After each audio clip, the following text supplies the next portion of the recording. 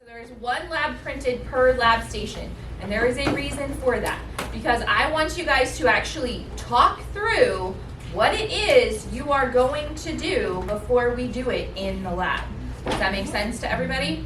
Okay, so one of the things that we are going to be doing here is we are going to be using what is called the CRISPR-Cas9 technique to modify some genes. So we're going to go through and talk about the cut and paste action of this lovely enzyme as we get started for this. So I'm going to tell you right now, this is not my PowerPoint because somebody put a lot of extra effort into making this fun and beautiful. I don't have that much time. And these we have access to. These you have access to, yes.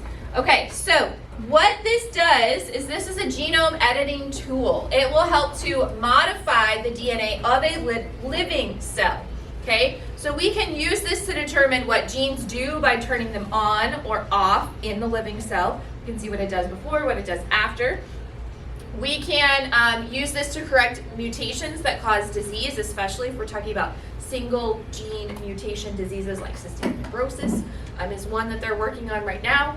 And we can use this to introduce desirable traits into crops. So obviously that's where agriculture comes in.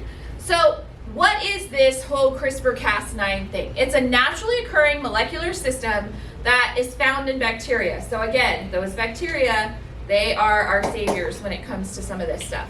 So it serves as a type of adaptive immune system that cuts DNA or viral RNA, okay? So when you think about that, what we need to think about is this little guy. What do you think this represents? Virus. This is a virus. This is a bacteriophage. When it attacks a bacteria, it's going to insert its DNA into that host bacteria cell. And the whole job of this virus is to create more viruses. Like, that's all it does, right? So to do that, what it does is it injects the DNA of itself into this organism, hijacks the protein structures that are going on in here, and basically forces this to abandon its normal life goals and to just crank out more viruses until it blows up, okay? That's the hard and fast truth of this. But what CRISPR-Cas9 does is it goes in and chops up that DNA before it can cause problems. So how does this work? There's really two parts to this. The guide RNA sequence that is determining where you are going to cut. Now, what other thing did we talk about cutting DNA in this? Restriction enzymes, right? So restriction enzymes also cut, okay? This cuts as well. What's different here is restriction enzymes are usually limited to very short sequences of DNA where we isolate them. We looked at restriction enzymes that had like 5 letters in them, 5 base pairs on them.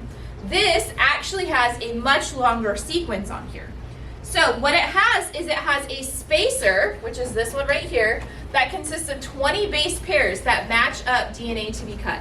So from like 4 or 5 to 20 is a significant difference. What that allows us to have is much more specificity as to where this is going to cut, okay? That also means there's a lot more, what do I want to say? A lot more safety in this because you're not going to have as many unintended consequences at the end, okay?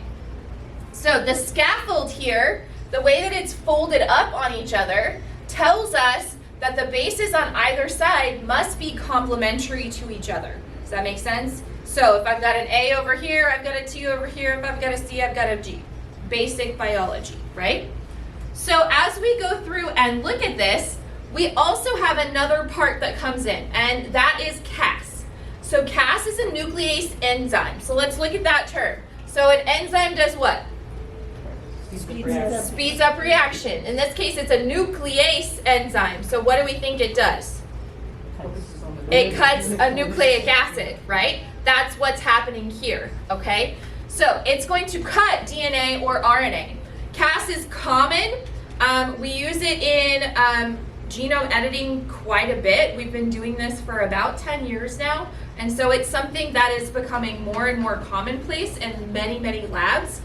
The Cas enzyme can match up with different guide RNA molecules. This is the other important stuff with this. The enzyme is doing all of the work.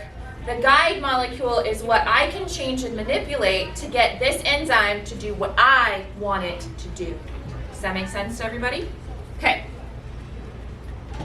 So this complex is really what does it together, is both of them, okay? The guide RNA and the Cas nuclease system.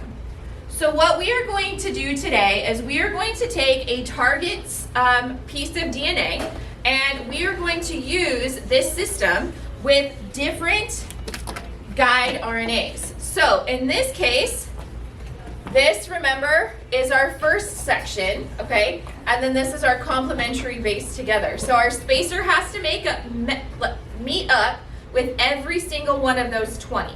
Does that make sense?